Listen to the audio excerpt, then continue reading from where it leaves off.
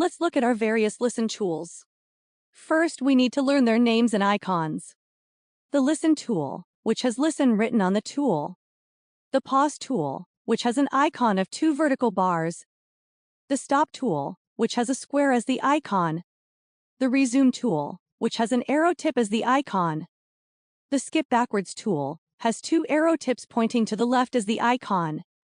And the Skip Forward tool has 2 arrow tips pointing to the right as the icon. Let's look at this highlighted paragraph. Begin by clicking Listen. Neural voice is a new type of synthesized speech. We pressed pause. Press Resume to continue listening. That's nearly indistinguishable from human recordings. Now let's go back and re-listen to the start of this paragraph. Press Resume and then click the Skip Backward tool several times until you are at the beginning of the paragraph. Neural voice is a new type of synthesized. Now let's skip forward to a new area in the paragraph by clicking Resume and then the Skip Forward tool several times until we are at the place we want to begin. Such as stress and loudness of individual words. We press Stop.